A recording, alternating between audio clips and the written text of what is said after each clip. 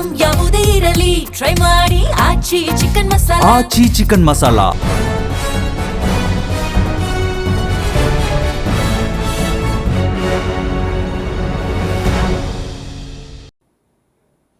ನಮಸ್ಕಾರ, ji Kannada news DNA ಸ್ವಾಗತ. ನಾನು ಪ್ರವೀಣ್ ಕುಂಬಾರ್. ಇವತ್ತಿನ ಜೀ ಕನ್ನಡ ನ್ಯೂಸ್ DNAಯಲ್ಲಿ ಇವತ್ತು ಆಗಿರುವ ಪ್ರಮುಖ 3 ಸುದ್ದಿಗಳನ್ನು ವಿಶ್ಲೇಷಣೆ ಮಾಡ್ತಾ ಹೋಗೋಣ. ಆ 3 ಸುದ್ದಿಗಳಲ್ಲಿ ಮೊದಲ ಸುದ್ದಿ ರಾಜ್ಯದ ಸುದ್ದಿ. ಯಾವ ರಾಜ್ಯದ ಸುದ್ದಿ? ನಮ್ಮದೇ ರಾಜ್ಯದಲ್ಲಿ ಕಳೆದ 15-20 ದಿನಗಳಿಂದ ಸಿಲಿಂಡರ್ ವಿಚಾರಕ್ಕೆ ಆಗ್ತಾ ಇರುವಂತಹ ಬೆಳವಣಿಗೆಗಳು. ಒಂದು ಕಡೆ ಆಟೋ LPGಗಳು ಸಿಗ್ತಾ ಇಲ್ಲ ಅಂತ ಆಟೋ ಚಾಲಕರು ಇದೀಗ ಪ್ರತಿಭಟನೆ, ಮುಷ್ಕರ, ಅಸಮಾಧಾನವನ್ನು ಹೊರಹಾಕ್ತಾ ಇದ್ದಾರೆ. ಮತ್ತೊಂದು ಕಡೆ ಕಮರ್ಷಿಯಲ್ ಸಿಲಿಂಡರ್ಗಳಲ್ಲೂ ಕೂಡ ವ್ಯತ್ಯಯ ಇದೆ. ಸರ್ಕಾರ ಮಾತ್ರ ಯಾವುದೇ ಸಮಸ್ಯೆ ಇಲ್ಲ ಅಂತ ಸ್ಪಷ್ಟನೆ ಕೊಡೋ ಪ್ರಯತ್ನವನ್ನು ಮಾಡ್ತಾ ಇದೆ. ಹಾಗಾದರೆ ಇದರ ಅಸಲಿ ಕತೆ ಏನು, ಸತ್ಯಾಸತ್ಯತೆ ಏನು? ಇದು ಮೊದಲ ಸ್ಟೋರಿ. ರಾಜ್ಯದಲ್ಲಿ ಆಗ್ತಾ ಇರುವಂಥ ಸಿಲಿಂಡರ್ ವಿಚಾರ.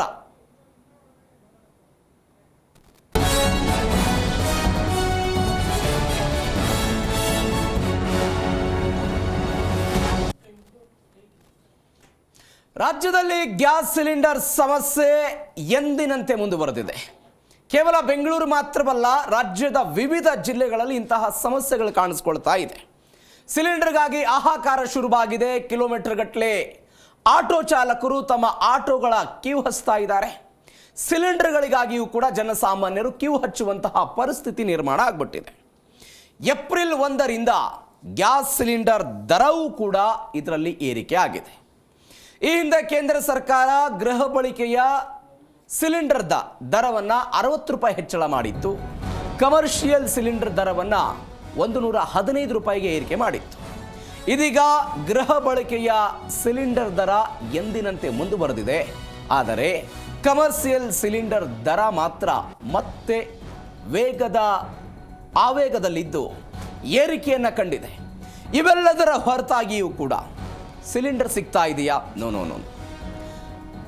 ರಾಜ್ಯದ ವಿವಿಧ ಭಾಗಗಳಲ್ಲಿ ಇದೀಗ ಹಂತದೊಂದು ಪರದಾಟ ಶುರುವಾಗಿದೆ. ಹಾಗಾದರೆ ಸಿಲಿಂಡರ್ ಪೂರೈಕೆಯ ಅಂಕಿಅಂಶ ಏನಿದೆ? ರಾಜ್ಯಕ್ಕೆ ಬೇಕಾದಂತಹ ಸಿಲಿಂಡರ್ಗಳ ಪ್ರಮಾಣ ಎಷ್ಟು? ಗೃಹ ಬಳಕೆಗೆ ಸುಮಾರು 4 ಲಕ್ಷ ಸಿಲಿಂಡರ್ಗಳ ಅಗತ್ಯತೆ ಇದೆ. ಇಡೀ ಕರ್ನಾಟಕದಲ್ಲಿ 4 ಲಕ್ಷ ಸಿಲಿಂಡರ್ಗಳು ಬೇಕಾಗಿರೋದು.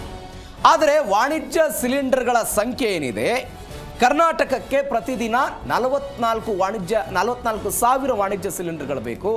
ಅದರಲ್ಲಿ ಅವರು ಪೂರೈಕೆ ಮಾಡ್ತಾ ಇರೋದು 18,000 ಪೂರೈಕೆ ಮಾಡ್ತಾ ಇದ್ದಾರೆ. ಮೊದಲು ವಾಣಿಜ್ಯ ಸಿಲಿಂಡರ್ ಸ್ಥಗಿತ ಮಾಡಿದ್ರು. ಈ ಬಿಕ್ಕಟ್ಟು ಶುರುವಾದಾಗ, ಈ ಮಧ್ಯಪ್ರಾಚ್ಯದಲ್ಲಿ ಯುದ್ಧ ಶುರುವಾದ ನಂತರ ಕೇವಲ ಗೃಹ ಉಪಯೋಗಿಗೆ ಒತ್ತು ಕೊಡ್ತಾ ಹೋದ್ರು. ಕಮರ್ಷಿಯಲ್ ಸಿಲಿಂಡರ್ ಸ್ಟಾಪ್ ಆಯಿತು. ಅದಾದ ನಂತರ 20% ಪೂರೈಕೆ ಮಾಡೋದಕ್ಕೆ ಅವರು ಮುಂದಾದರು. 20% ಇದ್ದಿದ್ದನ್ನು 30% ಏರಿಕೆ ಮಾಡಿ ಒಟ್ಟಾರೆ 50% ಕಮರ್ಷಿಯಲ್ ಸಿಲಿಂಡರ್ ಕೊಡೋದಕ್ಕೆ ಪ್ರಾರಂಭ ಮಾಡಿದರು. ಇದೀಗ 68% ಸಿಲಿಂಡರ್ಗಳನ್ನು ಕೊಡ್ತಾ ಇದ್ದಾರೆ. ಆ ಮುಖಾಂತರ ಅದರ ಪ್ರಮಾಣ 29,463ಕ್ಕೆ ಹೆಚ್ಚಳ ಆಗಿದೆ. 29,463 ಸಿಲಿಂಡರ್ಗಳನ್ನು ಇದೀಗ ಕೊಡ್ತಾ ಇರೋದು. ಇದು ಕರ್ನಾಟಕದಲ್ಲಿ ಆಗ್ತಾ ಇರುವಂಥ ಬೆಳವಣಿಗೆ. ಕೇಂದ್ರ ಸರ್ಕಾರ ಸಭೆಯನ್ನು ನಡೆಸಿ, ಸಭೆಯ ನಂತರ ರಾಜ್ಯಗಳು ಕಮರ್ಷಿಯಲ್ ಸಿಲಿಂಡರ್ಗಳ ಪೂರೈಕೆಯಲ್ಲಿ ವೇಗವಾಗಿ ಕೊಡಬೇಕು ಎನ್ನುವಂಥ ನಿಟ್ಟಿನಲ್ಲಿ ಒಂದು ಸೂಚನೆ ಬಂತು ಕೇಂದ್ರ ಪೆಟ್ರೋಲಿಯಂ ಸಚಿವಾಲಯದ ಸೂಚನೆಯ ನಂತರ ಇದೀಗ ವೇಗವಾಗಿ ಕೊಡ್ತಾ ಇದ್ದಾರೆ. ಹಾಗಾದರೆ ಸಮಸ್ಯೆ ಮುಕ್ತ ಆಗಿದೆ? ಸಾಧ್ಯವೇ ಇಲ್ಲ. ಇಡೀ ಬೆಂಗಳೂರಿಗೆ ಒಂದು ದಿನಕ್ಕೆ 22,000 ಸಿಲಿಂಡರ್ಗಳ ಅವಶ್ಯಕತೆ ಇದೆ. 22,000 ಸಿಲಿಂಡರ್ಗಳ ಅವಶ್ಯಕತೆ. ಇಡೀ ಕರ್ನಾಟಕದಾದ್ಯಂತ ಬೇಕಾಗಿರುವಂಥ ಕಮರ್ಷಿಯಲ್ ಸಿಲಿಂಡರ್ಗಳ ಸಂಖ್ಯೆ 44,000 ಅಂತ ಹೇಳ್ತಿದ್ದಾರೆ. ಆ 44 ಸಿಲಿಂಡರ್ಗಳ ಪೈಕಿ ಈ ಹಿಂದೆ 18,000 ಸಿಲಿಂಡರ್ಗಳನ್ನು ಕೊಡ್ತಾ ಇದ್ರು. ಇದೀಗ 68% ಏರಿಕೆಯಾಗಿ 29,463 ಸಿಲಿಂಡರ್ಗಳಿಗೆ ಅದು ಹೆಚ್ಚಳ ಆಗಿದೆ. ಆದರೂ ಕೂಡ ಹೋಟೆಲ್ ಮಾಲೀಕರು ಅಸಮಾಧಾನವನ್ನು ವ್ಯಕ್ತಪಡಿಸ್ತಾ ಇದ್ದಾರೆ.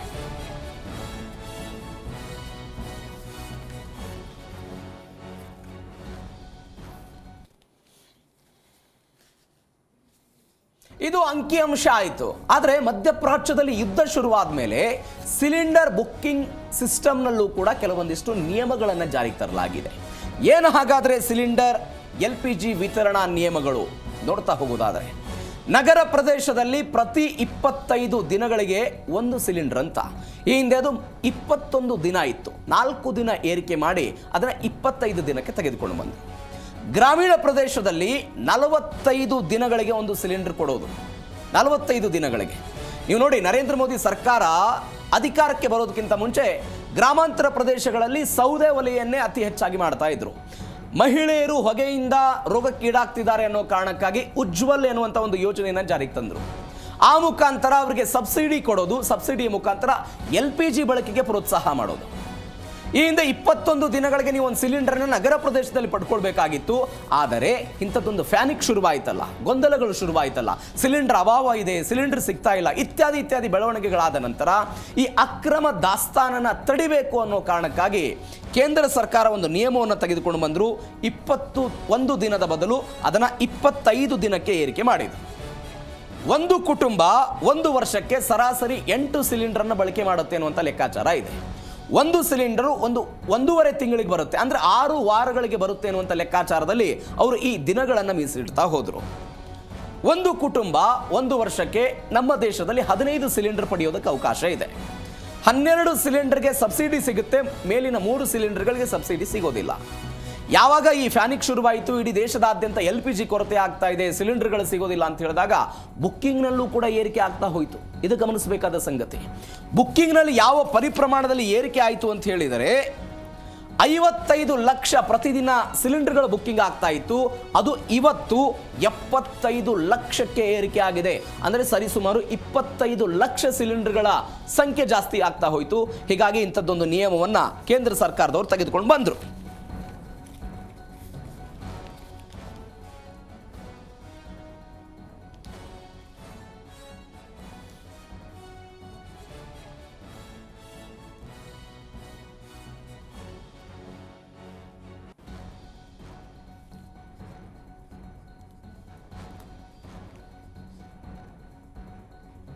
ಒಂದು ಕಡೆ ಸಿಲಿಂಡರ್ ಬೇಡಿಕೆ ಪೂರೈಕೆಯಲ್ಲಿ ವ್ಯತ್ಯಾಸಗಳು ಸಹಜವಾಗಿದ್ದೇ ಇದೆ. ಆದರೆ ರಾಜ್ಯ ಸರ್ಕಾರ ಸಚಿವರಾಗಿರುವಂತಹ ಮುನಿಯಪ್ಪನವರು ನಾವು ಆದ್ಯತೆಯ ಮೇರೆಗೆ ಕೊಡ್ತೀವಿ ಅಂತ ಹೇಳ್ತಿದ್ದಾರೆ. ಆದ್ಯತಾ ವಲಯಗಳು ಯಾವ್ಯಾವುದು, ಯಾವ್ಯಾವ ವಲಯಕ್ಕೆ ಎಷ್ಟೆಷ್ಟು ಸಿಲಿಂಡರ್ಗಳನ್ನು ಕೊಡ್ತಾ ಇದ್ದಾರೆ. ಮೊದಲನೇದು, ನೀವು ಸಿಲಿಂಡರ್ ಅಭಾವ ಶುರುವಾದ ತಕ್ಷಣ ಅನೇಕ ಹಾಸ್ಟೆಲ್ಗಳಲ್ಲಿ ವಿದ್ಯಾರ್ಥಿಗಳನ್ನು ಮನೆ ಕಳಿಸಿದ್ರು. ಸಿಲಿಂಡರ್ ಅಭಾವ ಕಡ್ತಾ ಇದೆ, ಊಟಕ್ಕೆ ನಮಗೆ ತಯಾರು ಮಾಡೋದಕ್ಕೆ ಸಾಧ್ಯ ಇಲ್ಲ ಅಂತ ಹಾಸ್ಟೆಲ್ಗಳಲ್ಲಿರುವಂತಹ ಎಲ್ಲ ವಿದ್ಯಾರ್ಥಿಗಳು ಮನೆಗೆ ಬರುವಂಥ ಪರಿಸ್ಥಿತಿ ಬಂತು. ಆಸ್ಪತ್ರೆಗಳಲ್ಲಿ ಅಲ್ಲಿಯ ಕ್ಯಾಂಟೀನ್ಗಳು ಬಂದ್ ಆಗ್ತಾ ಹೋಯಿತು. ಹೀಗಾಗಿ ಆದ್ಯತೆಯ ಮೇರೆಗೆ ಶಿಕ್ಷಣ ಸಂಸ್ಥೆಗಳು, ವಸತಿ ನಿಲಯಗಳು ಮತ್ತು ಆಸ್ಪತ್ರೆಗಳಿಗೆ 100% ಅಂತ ಹೇಳ್ತಾ ಇದ್ದಾರೆ. ಆದ್ಯತೆಯ ಮೇರೆಗೆ ನಾವು ಅಲ್ಲಿ ಕೊಡ್ತೀವಿ ಅಂತ. ಅಲ್ಲಿಗೆ ಅವರು ಸರಬರಾಜು ಮಾಡ್ತಾ ಇರೋದು 4200 ಸಿಲಿಂಡರ್ಗಳನ್ನು ಕೊಡ್ತಾ ಇದ್ದಾರೆ. ವಲಯ 2ಗೆ ಹೋಗೋದಾದರೆ ರೈಲು, ಬಸ್ ನಿಲ್ದಾಣ ಮತ್ತು ಕ್ಯಾಂಟೀನ್ಗಳೇನಿದೆ, ಸರ್ಕಾರಿ ಸಂಸ್ಥೆಗಳು, ಏರ್ಪೋರ್ಟು, ಈ ವಲಯಕ್ಕೆ ಆದ್ಯತೆಯ ಮೇರೆಗೆ ಕೊಡ್ತಾ ಇರುವಂತಹ ಸಿಲಿಂಡರ್ಗಳ ಸಂಖ್ಯೆ 1200. ಇದಕ್ಕೆ ನಾವು ಹೇಳ್ತಾ ಇರೋದು ಯಾವ್ಯಾವ ವಲಯಕ್ಕೆ ಎಷ್ಟೆಷ್ಟು ಸಿಲಿಂಡರ್ಗಳನ್ನು ಕೊಡ್ತಿದ್ದಾರೆ ಅಂತ. ವಲಯ 3 hotel, restaurant, factory, dairy, PG ಮತ್ತು ಕ್ಯಾಂಟೀನ್ಗಳು. ಇದಕ್ಕೆ 17,500 ಸಿಲಿಂಡರ್ಗಳನ್ನು ಕೊಡ್ತಾ ಇದ್ದಾರೆ. ರಾಜ್ಯ ಸರ್ಕಾರ ಕೊಡ್ತಾ, ಅಂದರೆ ರಾಜ್ಯದಲ್ಲಿ ಆಗ್ತಾ ಇರುವಂಥ ಬೆಳವಣಿಗೆ ಇದು. ವಲಯ 4ಕ್ಕೆ ಹೋಗೋದಾದರೆ ಕೃಷಿ, ಔಷಧೋದ್ಯಮ, ಮೀನುಗಾರಿಕೆ, ಕೋಳಿ ಅಥವಾ ರೇಷ್ಮೆ ಸಾಕಾಣೆ, ಇದಕ್ಕೆ 6,000 ಸಿಲಿಂಡರ್ಗಳನ್ನು ಪೂರೈಕೆ ಮಾಡಲಾಗ್ತಾ ಇದೆ. ಇತರೆ ವಲಯ ಅಗತ್ಯಗಳ ಆಧಾರದ ಮೇಲೆ 563 ಸಿಲಿಂಡರ್ಗಳನ್ನು ಕೊಡಲಾಗ್ತಾ ಇದೆ. ಒಟ್ಟಾರೆ ಕರ್ನಾಟಕದಲ್ಲಿ 29,463 ಸಿಲಿಂಡರ್ಗಳ ಪೂರೈಕೆ ಆಗ್ತಾ ಇದೆ. 29,463 ಸಿಲಿಂಡರ್ಗಳು ಈ ಮುಖಾಂತರ ಪ್ರತಿನಿತ್ಯ ಕರ್ನಾಟಕದಲ್ಲಿ ವಿವಿಧ ಆದ್ಯತೆಯ ಮೇರೆಗೆ ಸರ್ಕಾರಗಳ ಅಂಕಿಅಂಶ ಇದು. ಆದರೆ ವಾಸ್ತವದಲ್ಲಿ ಏನಾಗ್ತಾ ಇದೆ ಅನ್ನೋದನ್ನು ನೋಡ್ತಾ ಇದ್ದೀವಿ. ಇದುವರೆಗೂ ಕೂಡ ಬೆಂಗಳೂರು ಸೇರಿದಂತೆ ರಾಜ್ಯದ ಅನೇಕ ಕಡೆಗಳಲ್ಲಿ ಹೋಟೆಲ್ಗಳು ಬಂದಾಗಿರೋದನ್ನು ನೋಡಿದ್ದೀವಿ. ಅನೇಕ ಅನಾಥಾಶ್ರಮಗಳು ಮತ್ತು ಅನೇಕ ಮೆಸ್ಗಳು ಕೂಡ ಬಂದಾಗಿದ್ದನ್ನು ನಾವು ಗಮನಿಸಿದ್ದೀವಿ. ದರ ಏರಿಕೆ ಮಾಡಿದ್ದನ್ನು ನಾವು ಗಮನಿಸಿದ್ದೀವಿ. ಈ ಹಿಂದೆ 68% ನಾವು ಪೂರೈಕೆ ಮಾಡ್ತೀವಿ ಅಂತ ಮುಂದೆ ಬಂದಾಗಲೂ ಕೂಡ ಕೇವಲ 29,000 ಕಮರ್ಷಿಯಲ್ ಆಗಿ ಕೊಡ್ತಾ ಇರೋದು. ಇದು 29,000 ಶೈಕ್ಷಣಿಕ ಸಂಸ್ಥೆಗಳಾಗಿರ್ಬೋದು. ಈಗ ಅನೇಕ ಕಡೆಗಳಲ್ಲಿ ಶಾಲಾ ಕಾಲೇಜುಗಳು ರಜೆ ಇದೆ, ಆ ಮಾತು ಬೇರೆ. ಬಟ್ ಹೋಟೆಲ್ ವಿಚಾರಕ್ಕೆ ಸಂಬಂಧಪಟ್ಟಂತೆ ನೋಡ್ತಾ ಹೋಗೋದಾದರೆ ಇವತ್ತಿಗೂ ಕೂಡ ಕಾಳಸಂತೆಯಲ್ಲಿ ಸಿಲಿಂಡರ್ಗಳು ಅತಿ ಹೆಚ್ಚು ದರಕ್ಕೆ ಮಾರಾಟ ಆಗ್ತಿದೆ ಅನ್ನುವಂಥ ಗಂಭೀರ ಆರೋಪ ಮಾಡ್ತಾ ಇದ್ದಾರೆ. ಸರ್ಕಾರದವರು ಹೇಳ್ತಾರೆ, ನಾವು ಕಾಳಸಂತೆಯಲ್ಲಿ ಮಾರಾಟವಾಗುವಂತಹ ಅಂದರೆ ಈ ಸಿಲಿಂಡರ್ ಮಾರಾಟ ಏನಾಗುತ್ತೆ ಅದನ್ನು ತಡೆ ಹಿಡಿತೀವಿ, ಕ್ರಮ ಕೈಗೊಳ್ಳುತ್ತೀವಿ, ಪೊಲೀಸ್ ಇಲಾಖೆ ಅದನ್ನು ನೋಡ್ಕೊಳ್ಳುತ್ತೆ ಅಂತ ಸರ್ಕಾರದವರ ಭಾಷಣ ಮತ್ತು ಅಂಕಿಅಂಶದಲ್ಲಿ ಇದೆಲ್ಲವೂ ಕೂಡ ಇರುವಂಥದ್ದು. ಆದರೆ ವಾಸ್ತವದಲ್ಲಿ ಏನಾಗ್ತಾ ಇದೆ, 6,000 ರೂಪಾಯಿಗೆ 5,000 ರೂಪಾಯಿಗೆ ಮಾರಾಟ ಆಗ್ತಿದೆ ಎನ್ನುವಂತಹ ಮಾತುಗಳು ಕೇಳಿ ಬರ್ತಾ ಇದೆ. ಇದೀಗ ವಲಯ ಆಧಾರದ ಮೇಲೆ ಈ ಪರಿಪ್ರಮಾಣದಲ್ಲಿ ಅವರು ಸಿಲಿಂಡರ್ ಅನ್ನು ಕೊಡ್ತಾ ಇದ್ದಾರೆ.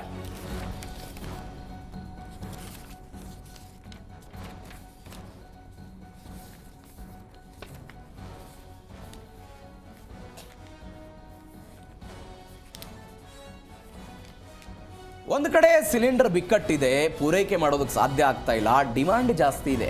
ಇವೆಲ್ಲದರ ನಡುವೆ ಬೆಲೆ ಏರಿಕೆ ಮಾತ್ರ ದಿನದಿಂದ ದಿನಕ್ಕೆ ಜಾಸ್ತಿ ಆಗ್ತಾ ಇದೆ.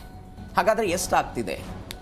ಮಧ್ಯಪ್ರಾಚ್ಯದಲ್ಲಿ ಯುದ್ಧ ಶುರುವಾದ ನಂತರ ನಾನು ಆವಾಗಲೇ ಹೇಳಿದ ಹಾಗೆ ಗೃಹ ಉಪಯೋಗಿ ಸಿಲಿಂಡರ್ ದರವನ್ನು 60 ರೂಪಾಯಿ, ಅದಾದ ನಂತರ ಕಮರ್ಷಿಯಲ್ ಸಿಲಿಂಡರ್ ದರವನ್ನು 115 ರೂಪಾಯಿಗೆ ಏರಿಕೆ ಮಾಡಿತ್ತು. ನಮಗೆ ಕರೋನಾ ನಂತರ ಈ ಸಿಲಿಂಡರ್ ದರ ವೇಗವಾಗಿ ಹೋಗ್ತಾ ಇತ್ತು. ಇದೀಗ ಒನ್ಸ್ ಅಗೇನ್ ದರ ಏರಿಕೆ ಆಗಿದೆ. 195ರಿಂದ 218 ರೂಪಾಯಿಗೆ ಹೆಚ್ಚಳ ಆಗಿದೆ.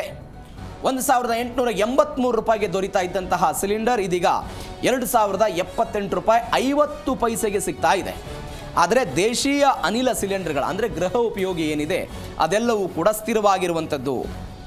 ಆರ್ಥಿಕ ವರ್ಷದ ಮೊದಲ ದಿನದಲ್ಲಿ ನಾವಿದ್ದೀವಿ. ಇದೀಗ 195 ರೂಪಾಯಿಯಿಂದ 218 ರೂಪಾಯಿಗೆ ಅದು ಹೆಚ್ಚಳ ಆಗಿದೆ. ದೆಹಲಿಯಲ್ಲಿ 1,883 ರೂಪಾಯಿಗೆ ಅದು ದೊರೀತಾ ಇತ್ತು, ಇದೀಗ ಅದು 2,078 ರೂಪಾಯಿ ಆಗಿದೆ. ಕೋಲ್ಕತ್ತಾದಲ್ಲಿ 1,990 ರೂಪಾಯಿಗೆ ಸಿಗ್ತಾ ಇತ್ತು, ಇದೀಗ ಅದು 2,208 ರೂಪಾಯಿ ಆಗಿದೆ. ಮುಂಬೈನಲ್ಲಿ 1,835 ರೂಪಾಯಿ ಇತ್ತು, ಇದೀಗ ಅದು 2,031 ರೂಪಾಯಿಗೆ ಏರಿಕೆ ಆಗಿದೆ. ಚೆನ್ನೈನಲ್ಲಿ 2,043 ರೂಪಾಯಿಗೆ ಸಿಗ್ತಾ ಇತ್ತು, ಇದೀಗ 2,246 ರೂಪಾಯಿಗೆ ಸಿಗ್ತಾ ಇದೆ. ಮತ್ತೊಂದು ಕಡೆ ಈ ಮಾರ್ಚ್ 7ನೇ ತಾರೀಕಿಗೆ ಏನು ದರ ಬದಲಾವಣೆ ಆಗಿತ್ತು, ಹೆಚ್ಚು ಕಡಿಮೆ ಆಗಿತ್ತು, ಅವೆಲ್ಲವೂ ಕೂಡ ದೇಶೀಯ ವಲಯದ ಅಂದರೆ ಗೃಹ ಉಪಯೋಗಿ ಸಿಲಿಂಡರ್ಗಳ ದರ ಸ್ಥಿರವಾಗೇ ಇದೆ.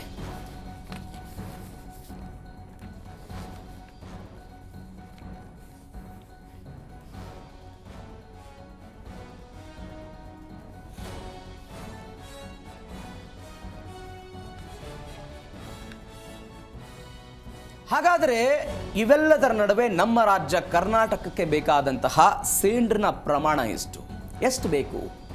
3.5 ಲಕ್ಷ ಸಿಲಿಂಡರ್ ಬೇಕು ಅಂತ ಹೇಳ್ತಿದ್ದಾರೆ. 3.5 ಲಕ್ಷ ಸಿಲಿಂಡರ್. ಈ ಹಿಂದೆ 45,000ಕ್ಕೆ ನಾವೇನು ಹೋಲಿಕೆ ಮಾಡಿದ್ವಲ್ವಾ, ಈ ಸಾಮಾನ್ಯ ಬೇಡಿಕೆ 20% 16,000 ಸಿಲಿಂಡರ್ಗಳನ್ನು ಅವರು ಪೂರೈಕೆ ಮಾಡ್ತಾ ಇದ್ರು.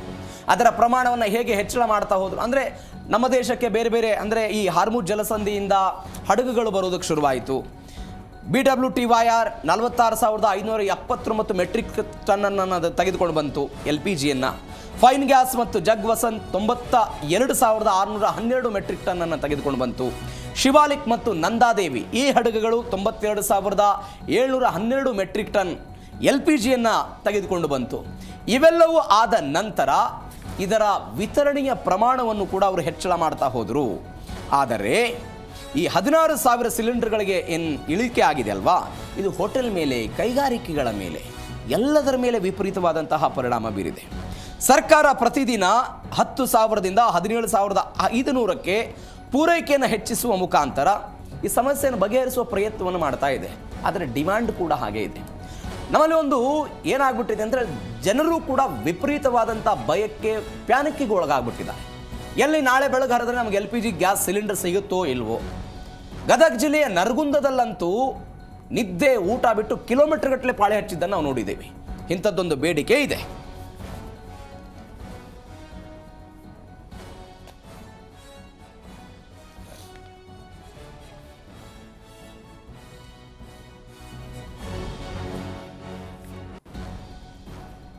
ನೋಡಿ, ಪ್ರಮುಖವಾಗಿ ಇವತ್ತು ಕಳೆದ 2-3 ದಿನಗಳಿಂದ ಆಗ್ತಾ ಇರುವಂತಹ ಸಮಸ್ಯೆ ಆಟೋ LPG.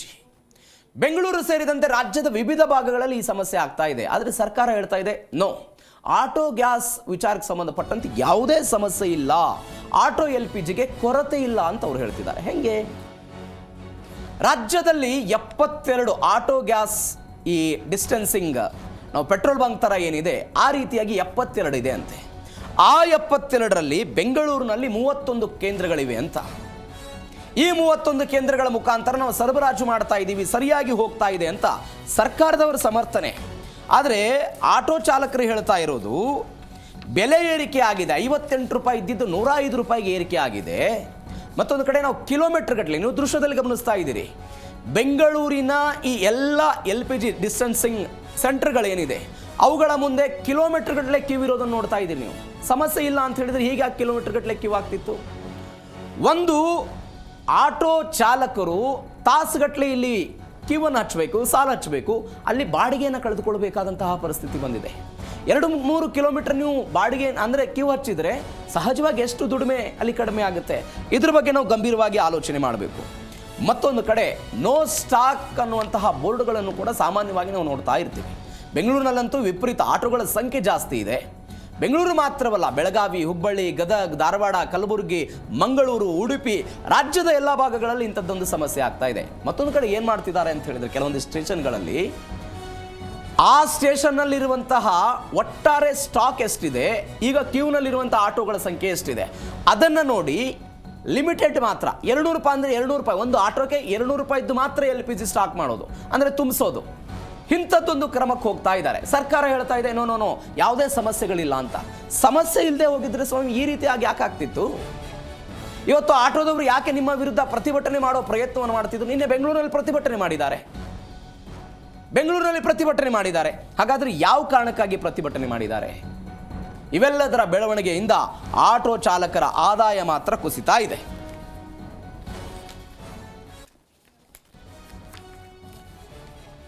ಇದು ರಾಜ್ಯದಲ್ಲಿ ಸಿಲಿಂಡರ್ನಿಂದ ಆಗ್ತಾ ಇರುವಂತಹ ಅಭಾವದ ಬಗ್ಗೆ ಆಯಿತು. ಮತ್ತೊಂದು ಕಡೆ ದೇಶದಲ್ಲಿ ಪಂಚರಾಜ್ಯಗಳ ಚುನಾವಣೆ. ಈ ಪಂಚರಾಜ್ಯಗಳ ಚುನಾವಣೆಯಲ್ಲಿ ಕರ್ನಾಟಕದ ಗ್ಯಾರಂಟಿಗಳು ಪರಿಣಾಮ ಬೀರ್ತಾ ಇದೆ. 2023ರ ಕರ್ನಾಟಕ ವಿಧಾನಸಭಾ ಚುನಾವಣೆಯಲ್ಲಿ ಕಾಂಗ್ರೆಸ್ನ ಗ್ಯಾರಂಟಿಗಳು ದೊಡ್ಡ ಮಟ್ಟದ ಸದ್ದು ಮಾಡಿತ್ತು. ಆ ಗ್ಯಾರಂಟಿಗಳು ಕಳೆದ ಬಾರಿ ಹರಿಯಾಣ, ಪಕ್ಕದ ತೆಲಂಗಾಣ, ಹಿಮಾಚಲ ಪ್ರದೇಶ ಮತ್ತು ಗುಜರಾತ್, ಮಹಾರಾಷ್ಟ್ರ ವಿಧಾನಸಭಾ ಚುನಾವಣೆಯಲ್ಲೂ ಕೂಡ ದೊಡ್ಡ ಪರಿಣಾಮ ಬೀರಿತ್ತು. ಇದೀಗ ದೇಶದ 5 ರಾಜ್ಯಗಳಲ್ಲಿ ಚುನಾವಣೆ ಇದೆ. ಈ 5 ರಾಜ್ಯಗಳು ಪುದುಚೇರಿ, ತಮಿಳುನಾಡು, ಕೇರಳ, ಅಸ್ಸಾಂ ಮತ್ತು ಪಶ್ಚಿಮ ಬಂಗಾಳ. ಈ 5 ರಾಜ್ಯಗಳಲ್ಲೂ ಕೂಡ ಗ್ಯಾರಂಟಿಗಳ ಸದ್ದು ಕಂಡು ಬರ್ತಾ ಇದೆ. ಯಾವ BJP ಕಾಂಗ್ರೆಸ್ನ ಗ್ಯಾರಂಟಿಗಳನ್ನು ವಿರೋಧ ಮಾಡಿತ್ತೋ, ಫ್ರೀ ಬೀಸ್ಗಳನ್ನು ಕೊಡಬಾರದು ಅಂತ ದೊಡ್ಡ ಮಟ್ಟದಲ್ಲಿ ಮಾತನಾಡಿದ್ರು, ಅದೇ BJP ಇವತ್ತು ದೇಶದ ವಿವಿಧ ಭಾಗಗಳಲ್ಲಿ ಗ್ಯಾರಂಟಿಗಳನ್ನು ಘೋಷಣೆ ಮಾಡ್ತಾ ಇದೆ. ಪಂಚ ಗ್ಯಾರಂಟಿಗಳನ್ನು ಕೊಟ್ಟಿತ್ತು. ಅದೇ ಮಾದರಿಯಲ್ಲಿ ಅಸ್ಸಾಂನಲ್ಲಿ AICC ಅಧ್ಯಕ್ಷ ಮಲ್ಲಿಕಾರ್ಜುನ್ ಖರ್ಗೆ ಪಂಚ ಗ್ಯಾರಂಟಿಗಳನ್ನು ಕೊಟ್ಟಿದ್ದಾರೆ. ಹಾಗಾದರೆ ತಮಿಳುನಾಡಲ್ಲಿ DMK ಕೊಟ್ಟಿರುವಂತಹ ಗ್ಯಾರಂಟಿಗಳು ಏನು? ಯಾವೆಲ್ಲ ಗ್ಯಾರಂಟಿಗಳನ್ನು ಅವರು ಕೊಟ್ಟಿದ್ದಾರೆ? ಹೊಸ ಎಲೆಕ್ಟ್ರಾನಿಕ್ ಉಪಕರಣ ಖರೀದಿಗೆ 8,000 ರೂಪಾಯಿ ಕೊಡ್ತೀವಿ ಅಂತ. ಯಾರಿಗೆ? ಮಹಿಳೆಯರಿಗೆ ಕೊಡ್ತಾ ಇರೋದು. ಮಹಿಳೆಯರ ಮಾಸಿಕ ಸಹಾಯಧನ 2,000 ರೂಪಾಯಿಗೆ ನಾವು ಏರಿಕೆ ಮಾಡ್ತೀವಿ ಅಂತ. ಇದು ತಮಿಳುನಾಡಲ್ಲಿ ಕೊಟ್ಟಿರುವಂತಹ ಗ್ಯಾರಂಟಿ. ವೃದ್ಧರ ಮಾಸಿಕ ಪಿಂಚಣಿ 1,200 ರೂಪಾಯಿ ಇತ್ತು, ಅದನ್ನು 2,000 ರೂಪಾಯಿಗೆ ಹೆಚ್ಚಳ ಮಾಡ್ತಾರಂತೆ. ರೈತರಿಗೆ ಹೊಸದಾಗಿ ಮೀಟರ್ ರಹಿತ ಪಂಪ್ಸೆಟ್ಟನ್ನು ಅವರು ಕೊಡ್ತೀವಿ ಅಂತ ಹೇಳ್ತಾ ಇದ್ದಾರೆ. ಅದೊಂದು 10 ಲಕ್ಷ, ಒಂದು 20 ಲಕ್ಷ ಜನರಿಗೆ, ರೈತರಿಗೆ ನಾವು ಅದನ್ನು ಕೊಡ್ತೀವಿ ಅಂತ ಅವ್ರು ಹೇಳಿರೋದು. ಮಹಿಳಾ ಸ್ವಸಹಾಯ ಗುಂಪುಗಳಿಗೆ 5 ಲಕ್ಷ ರೂಪಾಯಿ ನಾವು ಸಾಲ ಕೊಡ್ತೀವಿ ಅಂತ ಹೇಳಿದ್ದಾರೆ. ಡಯಾಲಿಸಿಸ್ ಕೇಂದ್ರಗಳನ್ನು ದುಪ್ಪಟ್ಟು ಮಾಡ್ತೀವಿ. ವಿಮಾ ಪ್ರಯೋಜನ ಅದನ್ನು 1 ಲಕ್ಷಕ್ಕೆ ಹೆಚ್ಚಳ ಮಾಡ್ತೀವಿ ಅಂತ. 35 ಲಕ್ಷ ವಿದ್ಯಾರ್ಥಿಗಳಿಗೆ ಉಚಿತ ಲ್ಯಾಪ್ಟಾಪ್ ಮತ್ತು ಭತ್ತದ ಬೆಂಬಲ ಬೆಲೆಯನ್ನು ಹೆಚ್ಚಳ ಮಾಡ್ತೀವಿ ಅಂತ ಅವರು ಹೇಳಿದ್ದಾರೆ. ನೀವು ತಮಿಳುನಾಡಲ್ಲಿ ಮೊದಲ ಬಾರಿ ಗ್ಯಾರಂಟಿಗಳು ಬಂತ? ನೋ ಸಾಧ್ಯ ಇಲ್ಲ. 1950ರಲ್ಲಿ ಕೆ ಕಾಮರಾಜ್ ಅವತ್ತಿನ ಮುಖ್ಯಮಂತ್ರಿ ಮಕ್ಕಳಿಗೆ ಮಧ್ಯಾಹ್ನದ ಬಿಸಿ ಊಟ ಶುರು ಮಾಡಿದ್ರು ಅವರು. ಅದು ಕೂಡ ಗ್ಯಾರಂಟಿ ಆಗಿತ್ತಲ್ಲಿ ಚುನಾವಣೆಯಲ್ಲಿ. 2000ನೇ ದಶಕದ ನಂತರ ಅಂದರೆ 2006ರಲ್ಲಿ ಕರುಣಾನಿಧಿ DMKಯಿಂದ ನಾವು ಕಲರ್ TV ಕೊಡ್ತೀವಿ ಅಂತ ಹೇಳಿದ್ರು ಅವರು. ಅವಾಗ ಹೊಸದಾಗಿ ಶುರುವಾಗಿತ್ತು ಕಲರ್ TV ಅಷ್ಟೇ. ಕಲರ್ TV ಕೊಡ್ತೀವಿ ಅಂತ ಅವರು ಹೇಳಿದ್ದಕ್ಕೆ 2011ರಲ್ಲಿ ಜೈಲಲ್ಲಿದ್ದ ಅವರು AIADMKಯಿಂದ ನಾವು ಉಚಿತವಾದಂಥ ಲ್ಯಾಪ್ಟಾಪ್ ಕೊಡ್ತೀವಿ, ಮಿಕ್ಸರ್ ಕೊಡ್ತೀವಿ, ಗ್ರೈಂಡರ್ ಕೊಡ್ತೀವಿ ಅಂತ ಅವತ್ತೇ ಹೇಳಿದ್ರು. ಕರ್ನಾಟಕದಲ್ಲಿ ಉಚಿತ ಪ್ರಯಾಣ ಬರೋದಕ್ಕಿಂತ ಮೊದಲೇ ತಮಿಳುನಾಡಲ್ಲಿ ಉಚಿತ ಪ್ರಯಾಣ ಇತ್ತು ಮಹಿಳೆಯರಿಗೆ. ಜಯಲಲಿತಾ ಅವರ ಅವಧಿಯಲ್ಲಿ ಇಂತಹ ಘೋಷಣೆಗಳನ್ನು ಅವರು ಮಾಡಿದ್ರು. ಪ್ರಮುಖವಾಗಿ ನೋಡೋದಾದರೆ 51%ರಷ್ಟಿರುವಂಥ ಮಹಿಳೆಯರನ್ನ ಟಾರ್ಗೆಟ್ ಮಾಡಿ ಮಹಿಳೆಯರಿಗೆ ಹೆಚ್ಚು ಗ್ಯಾರಂಟಿಗಳನ್ನು ತಮಿಳುನಾಡಲ್ಲಿ ಘೋಷಣೆ ಮಾಡಿದ್ದಾರೆ.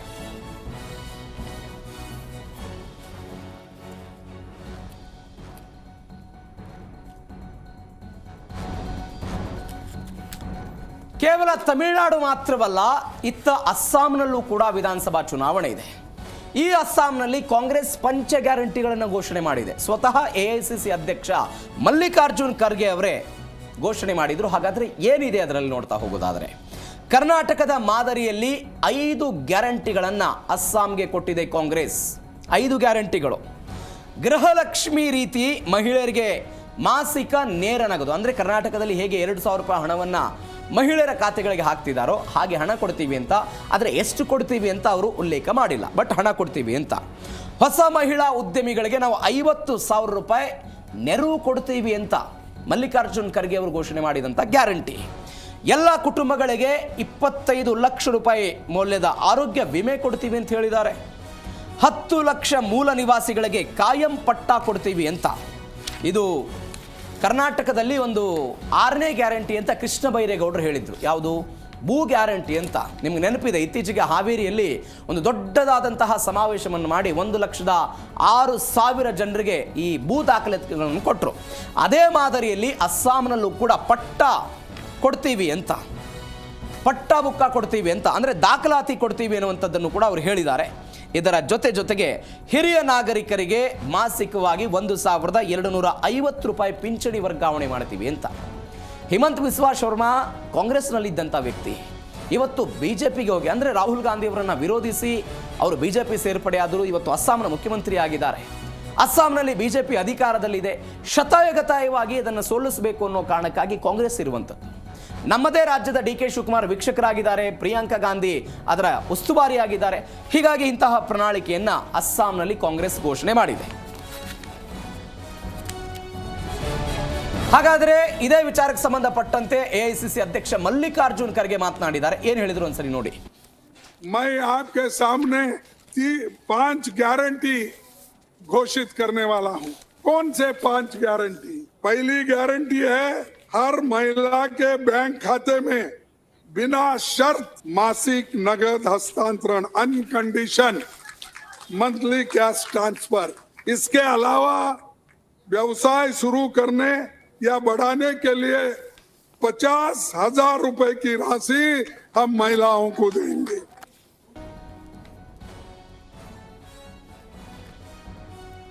ಇದು ಕಾಂಗ್ರೆಸ್ನ ಗ್ಯಾರಂಟಿ. ಆದರೆ ಬಿಜೆಪಿ ಗ್ಯಾರಂಟಿ ಏನು? ಯಾವೆಲ್ಲ ಪ್ರಣಾಳಿಕೆಯನ್ನ ಬಿಜೆಪಿ ಕೊಟ್ಟಿದೆ? ಬಿಜೆಪಿ ಸಂಕಲ್ಪ ಪತ್ರ ಎನ್ನುವಂತಹ ಹೆಸರಿನಲ್ಲಿ 31 ಘೋಷಣೆಗಳನ್ನು ಮಾಡಿದೆ. 31 ಘೋಷಣೆಗಳು. ಮೊದಲನೇದಾಗಿ ಮಹಿಳೆಯರಿಗೆ 3,000 ರೂಪಾಯಿ ಆರ್ಥಿಕ ನೆರವು ಕೊಡ್ತೀವಿ ಅನ್ನೋದು. ಎರಡನೆಯದಾಗಿ ರೈತರಿಗೆ 11,000 ರೂಪಾಯಿ ಆರ್ಥಿಕ ನೆರವು. ಅಂದರೆ ಈ ಹಿಂದೆ ಯಡಿಯೂರಪ್ಪನವರ ಸರ್ಕಾರ ಇದ್ದಾಗ ಹೇಗೆ ಕಿಸಾನ್ ಸಮ್ಮಾನ್ ಯೋಜನೆಯಡಿ ಕೇಂದ್ರದಿಂದ ಬರ್ತಾ ಇತ್ತು, ರಾಜ್ಯದಲ್ಲೂ ಕೂಡ ಅದೇ ರೀತಿಯಾಗಿ ಕೊಡೋದು, ಅದನ್ನು ಕೂಡ ಅವ್ರು ಕೊಡ್ತೀವಿ ಅಂತ.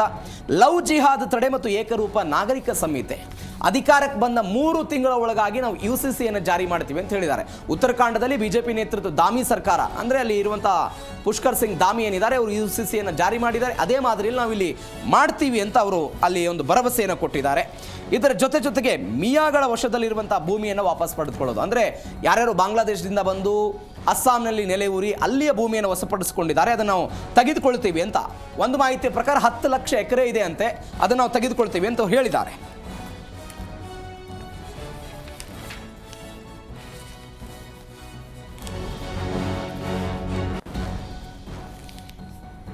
ಅಸ್ತಿತ್ವವಿಲ್ಲದ ಕೇರಳದಲ್ಲಿ ಅಸ್ತಿತ್ವವನ್ನು ಶುರು ಮಾಡೋದಕ್ಕೆ ಬಿಜೆಪಿ ಪ್ರಯತ್ನ ಪಡ್ತಾ ಇದೆ. ಅಲ್ಲಿಯೂ ಕೂಡ ಪ್ರಣಾಳಿಕೆಯನ್ನು ಬಿಡುಗಡೆ ಮಾಡಿದೆ. ಹಾಗಾದರೆ ಕೇರಳ ರಾಜ್ಯದಲ್ಲಿ ಬಿಜೆಪಿಯ ಪ್ರಣಾಳಿಕೆಯ ಘೋಷಣೆಗಳೇನು? ಬಡ ಮಹಿಳೆಯರಿಗೆ ಮಾಸಿಕವಾಗಿ 3,000 ರೂಪಾಯಿ ನಗದು ಕೊಡೋದು, 2 ಉಚಿತ ಸಿಲಿಂಡರ್ಗಳನ್ನು ಕೊಡ್ತೀವಿ ಅಂತ ಹೇಳಿದ್ದಾರೆ. ದಿನಸಿ ಔಷಧಿ ಖರೀದಿಗೆ ಮಾಸಿಕವಾಗಿ 2,500 ರೂಪಾಯಿ ಕೂಪನ್ ಕೊಡ್ತಾರೆ, ಅದನ್ನು ನೀವು ಬಳಕೆ ಮಾಡ್ಕೋಬಹುದು. ಓಣಂ ಮತ್ತು ಕ್ರಿಸ್ಮಸ್ ವೇಳೆ ಎಲ್ಲರಿಗೂ ಕೂಡ 2 ಉಚಿತ ಗ್ಯಾಸ್ ಸಿಲಿಂಡರ್ ಕೊಡೋದು. ಪ್ರತಿ ಮನೆಗೆ ಮಾಸಿಕವಾಗಿ 20,000 ಲೀಟರ್ ಉಚಿತ ನೀರು ಪೂರೈಕೆ ಮಾಡ್ತಾರಂತೆ. ಬಡ ಮಹಿಳೆಯರು, ವಿಧವೆಯರಿಗೆ, 70 ವರ್ಷ ಮೇಲ್ಪಟ್ಟವರಿಗೆ 3,000 ರೂಪಾಯಿ ಪಿಂಚಣಿ ಕೊಡ್ತಾರಂತೆ. ತಿರುವನಂತಪುರಂ ಕಣ್ಣೂರು ಸಂಪರ್ಕ ಮಾಡೋದಕ್ಕೆ ಹೈ ಸ್ಪೀಡ್ ರೈಲು ಶುರು ಮಾಡ್ತಾರಂತೆ. ಏಮ್ಸ್ ರೀತಿಯಲ್ಲಿ ಅತ್ಯಾಧುನಿಕ ಆಸ್ಪತ್ರೆ ನಿರ್ಮಾಣ ಮಾಡ್ತೀವಿ ಅಂತ ಬಿಜೆಪಿ ಭರವಸೆ ಕೊಟ್ಟಿದೆ. ಕೇರಳದಲ್ಲಿ ಕಳೆದ ಬಾರಿ ಈ ಏಮ್ಸ್ ವಿಚಾರಕ್ಕೆ ಸಂಬಂಧಪಟ್ಟಂತೆ ಆಡಳಿತ ಪಕ್ಷ ಮತ್ತು ಬಿಜೆಪಿ ನಡುವೆ ಒಂದು ಸ್ವಲ್ಪ ಮಾತಿನ ವಾಕ್ಸಮರ ಆಗಿತ್ತು. ಭೂಮಿ ವಿಚಾರಕ್ಕೆ ಸಂಬಂಧಪಟ್ಟಂತೆ ಈಗ ಅವರು ಪ್ರಣಾಳಿಕೆಯಲ್ಲಿ ಅದನ್ನು ಘೋಷಣೆ ಮಾಡಿದ್ದಾರೆ. ಹಾಗಾದರೆ ಕೇರಳ ಕಾಂಗ್ರೆಸ್ ಏನೆಲ್ಲ ಹೇಳಿದೆ ಪ್ರಣಾಳಿಕೆಯಲ್ಲಿ, ಅಧಿಕಾರಕ್ಕೆ ಬರಬೇಕು ಅಂತ ಪ್ರಯತ್ನ ಪಡ್ತಾ ಇರುವಂಥ ಕಾಂಗ್ರೆಸ್, LDF ಮತ್ತು UDF ನಡುವೆಯಲ್ಲಿ ಪೈಪೋಟಿ. ಈ ಬಾರಿ ಕಾಂಗ್ರೆಸ್ ಮೈತ್ರಿಕೂಟ ಅಧಿಕಾರಕ್ಕೆ ಬರಬೇಕು ಅಂತ ಸರ್ಕಾರಿ ಬಸ್ಗಳಲ್ಲಿ ಮಹಿಳೆಯರಿಗೆ ಉಚಿತ ಪ್ರಯಾಣ ಅಂತ ಹೇಳ್ತಿದ್ದಾರೆ. ಕಾಲೇಜಿನ ವಿದ್ಯಾರ್ಥಿನಿಯರಿಗೆ ತಿಂಗಳಿಗೆ 1,000 ರೂಪಾಯಿ ಸಹಾಯಧನ ಕೊಡ್ತೀವಿ ಅಂತ, ಯುವ ಉದ್ಯಮಿಗಳಿಗೆ 5 ಲಕ್ಷ ರೂಪಾಯಿವರೆಗೆ ಬಡ್ಡಿರಹಿತ ಸಾಲ ಕೊಡ್ತೀವಿ ಅಂತ, ಪ್ರತಿ ಕುಟುಂಬಕ್ಕೆ 25 ಲಕ್ಷ ರೂಪಾಯಿ ಆರೋಗ್ಯ ವಿಮೆ, ವಿವಿಧ ಪಿಂಚಣಿ ಮೊತ್ತವನ್ನು 3,000 ರೂಪಾಯಿಗೆ ಅವರು ಏರಿಕೆ ಮಾಡ್ತಾರಂತೆ. ವೃದ್ಧರಿಗಾಗಿಯೇ ಪ್ರತ್ಯೇಕ ಇಲಾಖೆಯನ್ನು ಒಂದು ಸ್ಥಾಪನೆ ಮಾಡ್ತೀವಿ ಅಂತ, ಪ್ರತಿ ಉದ್ಯೋಗದ ಮೇಲೆ 1 ಲಕ್ಷ ರೂಪಾಯಿ ಒಂದು ಸಾಫ್ಟ್ ಲೋನ್ ಕೊಡ್ತೀವಿ ಅನ್ನುವಂಥ ಭರವಸೆಯನ್ನು ಕಾಂಗ್ರೆಸ್ ಕೊಟ್ಟಿದೆ ಕೇರಳದಲ್ಲಿ.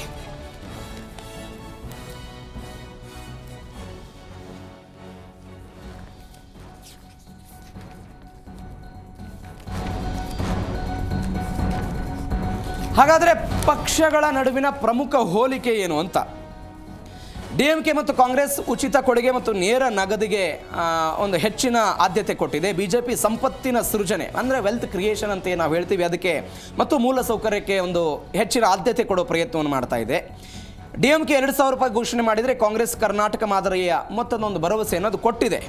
BJP ಲಖ್ಪತಿ ದೀದಿ ಅಂದರೆ ಮಹಾರಾಷ್ಟ್ರದಲ್ಲಿ ಮಾಡಿದ್ರಲ್ವಾ, ಅದೇ ರೀತಿಯಾಗಿ ಮಹಿಳೆಯರನ್ನು ಸ್ವಾವಲಂಬಿ ಮಾಡೋ ಪ್ರಯತ್ನವನ್ನು ಅವರೇನೋ ಮಾಡ್ತಾರಂತೆ. ಕಾಂಗ್ರೆಸ್ನವರು 25 ಲಕ್ಷ ರೂಪಾಯಿ ವಿಮೆಯ ಭರವಸೆ ಕೊಟ್ಟರೆ, BJP ಆಯುಷ್ಮಾನ್ ಭಾರತ್ ಯೋಜನೆಯನ್ನು ರಾಜ್ಯದ ಕಟ್ಟಕಡೆಯ ವ್ಯಕ್ತಿಗೂ ಕೂಡ ತಲುಪುವಂಥ ಪ್ರಯತ್ನವನ್ನು ಮಾಡ್ತಾ ಇದೆ. DMK ಲ್ಯಾಪ್ಟಾಪ್ ನೀಡೋದಕ್ಕೆ ಮುಂದಾದರೆ BJP ಉದ್ಯೋಗ ಕೌಶಲ್ಯ ತರಬೇತಿಗೆ ಒಂದು ಹೆಚ್ಚಿನ ಆದ್ಯತೆ ಕೊಡೋ ಪ್ರಯತ್ನ ಮಾಡ್ತಿದೆ.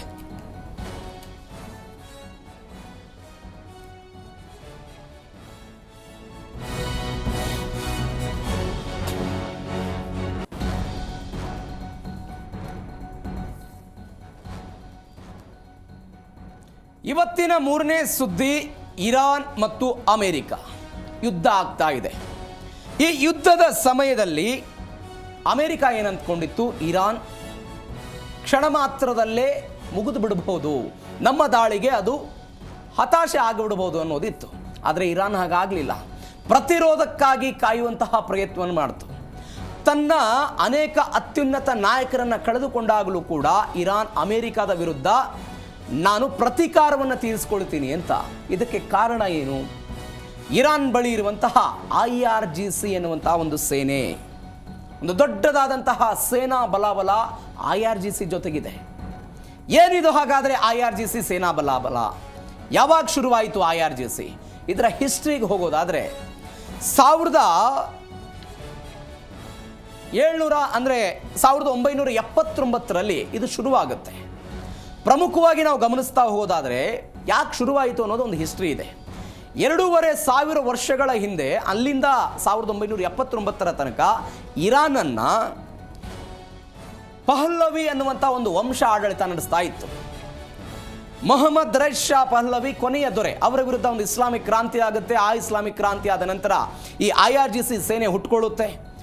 ಅದಾದ ನಂತರ ಇದಕ್ಕೆ ಕಾರಣಗಳು ಏನಿತ್ತು? ಮಹಿಳೆಯರಿಗೆ ಅಕ್ಷರತೆ ಪಡೆದುಕೊಳ್ಳೋದಕ್ಕೆ ಅವಕಾಶವನ್ನು ಕೊಟ್ಟಿದ್ದು, ಕೈಗಾರೀಕರಣ, ಇವೆಲ್ಲವೂ ಕೂಡ ಇಸ್ಲಾಮಿಗೆ ವಿರುದ್ಧವಾಗಿತ್ತು. ಆ ಕಾರಣಕ್ಕಾಗಿ ಅಯತುಲ್ಲಾ ಅಲಿ ಖಮೇನಿ ಅವರ ವಿರುದ್ಧ ಹೋರಾಟ ಮಾಡಿದರು, ಪ್ರತಿಭಟನೆಗಳಾಯಿತು. ಅದಾದ ನಂತರ IRGC ಅಸ್ತಿತ್ವಕ್ಕೆ ಬಂತು. 1979ರಲ್ಲಿ 2,50,000 ಸಕ್ರಿಯ ಸಿಬ್ಬಂದಿ ಇದರಲ್ಲಿ ಇದ್ದಾರೆ ಅಂತ ಹೇಳ್ತಿದ್ದಾರೆ.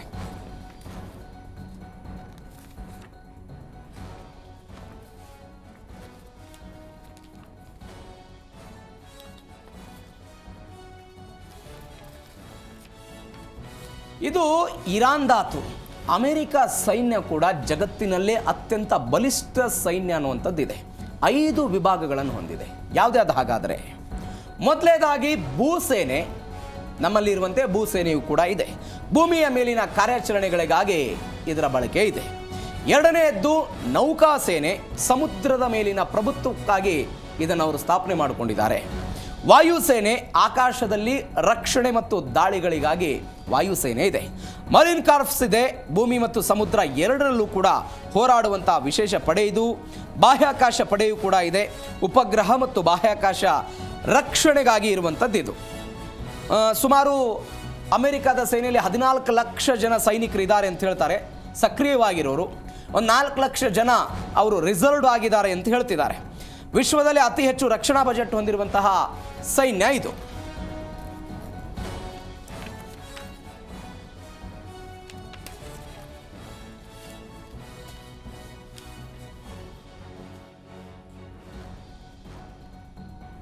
ಇಷ್ಟು ಬಲಿಷ್ಠವಾಗಿ ಸೈನ್ಯ ಹೊಂದಿರುವಂತಹ ಅಮೆರಿಕ ಜಾಗತಿಕವಾಗಿ ಹೇಗಿದೆ, ಅದರ ಉಪಸ್ಥಿತಿಗಳು ಏನಿದೆ, ಪ್ರಮುಖವಾಗಿ ನೋಡ್ತಾ ಹೋಗೋದಾದರೆ ನಾವು ಮೊನ್ನೆಯೂ ಕೂಡ ಇದ್ರ ಬಗ್ಗೆ ಮಾತನಾಡಿದ್ವಿ. 80 ದೇಶಗಳಲ್ಲಿ ಅಮೆರಿಕಾದ ವಿದೇಶಿ ಸೇನಾ ನೆಲೆಗಳಿವೆ. 80 ದೇಶಗಳಲ್ಲಿ 750ಕ್ಕಿಂತ ಅಧಿಕ ವಿದೇಶಿ ಸೇನಾ ನೆಲೆಗಳನ್ನು ಅಮೆರಿಕ ಹೊಂದಿರೋದು. 3 ಭಾಗಗಳಾಗಿ ಅದನ್ನು ಅವರು ವಿಂಗಡಣೆ ಮಾಡಿದ್ದಾರೆ. ಭಾರತ ಮತ್ತು ಪೆಸಿಫಿಕ್ ಸಾಗರ ಪ್ರದೇಶದ ಉಸ್ತುವಾರಿಯನ್ನು ಒಂದು ಹೊತ್ಕೊಂಡ್ರೆ ಮಧ್ಯಪ್ರಾಚ್ಯ ರಾಷ್ಟ್ರಗಳ ಮೇಲ್ವಿಚಾರಣೆಯೂ ಕೂಡ ಒಂದರಲ್ಲಿದೆ. ಯುರೋಪ್ ರಾಷ್ಟ್ರಗಳ ರಕ್ಷಣೆಯೂ ಕೂಡ ಮತ್ತೊಂದರಲ್ಲಿ ಇರೋದು. ಪ್ರಮುಖವಾಗಿ ನಾವು ನೋಡ್ತಾ ಹೋಗೋದಾದರೆ ಬೇರೆ ಬೇರೆ ಅಂದರೆ ರಾಷ್ಟ್ರಗಳಲ್ಲಿ ಅಂದರೆ ಮಧ್ಯಪ್ರಾಚ್ಯದ ರಾಷ್ಟ್ರಗಳ ಇಸ್ಲಾಮಿಕ್ ಕಂಟ್ರಿಗಳೇನಿದೆ ಅದರಲ್ಲಿ ಇರಾಕ್ ಮತ್ತು ಇರಾನನ್ನು ಬಗ್ಗು ಬಡಿಬೇಕು, ಅದರ ನೇತೃತ್ವವನ್ನು ನಾವು ವಹಿಸಬೇಕು ಅಂತ Saudi Arabia, UAE, Bahrain, Qatar ಇವುಗಳಲ್ಲಿ ಸೇನಾ ನೆಲೆಯನ್ನು ಹೊಂದಿದೆ.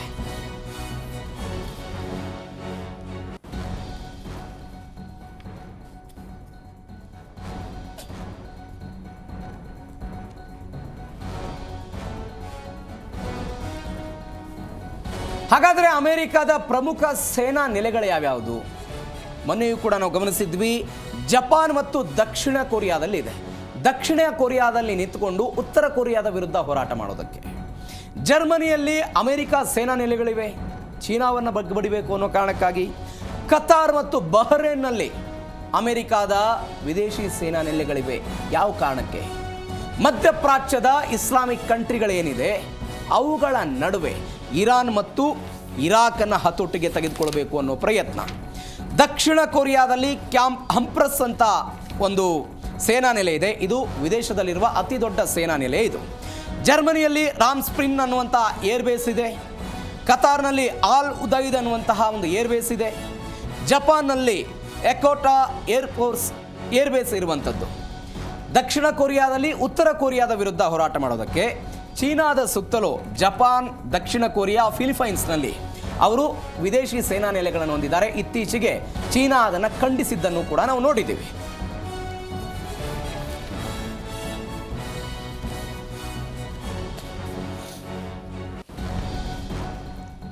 ಇದು ಇವತ್ತಿನ ಜೀ ಕನ್ನಡ ನ್ಯೂಸ್ನ DNA-ಯ 3 ಪ್ರಮುಖ ಸುದ್ದಿಗಳು. ಇದೇ ಮಾದರಿಯಲ್ಲಿ ಜೀ ಹಿಂದಿಯಲ್ಲಿ ರಾತ್ರಿ 8:55 DNA ಪ್ರಸಾರ ಆಗುತ್ತೆ. ನೀವು ಅದನ್ನು ಕೂಡ ತಪ್ಪದೇ ವೀಕ್ಷಿಸಿ. ನಾಳೆ ಮತ್ತೆ 3 ಸುದ್ದಿಗಳೊಂದಿಗೆ ನಿಮ್ಮೊಂದಿಗೆ ಹಾಜರಾಗ್ತೀನಿ. ಅಲ್ಲಿ ತನಕ ನೋಡ್ತಾ ಜೀ ಕನ್ನಡ ನ್ಯೂಸ್, ಸತ್ಯವೇ ಸುದ್ದಿಯ ಜೀವಾಳ.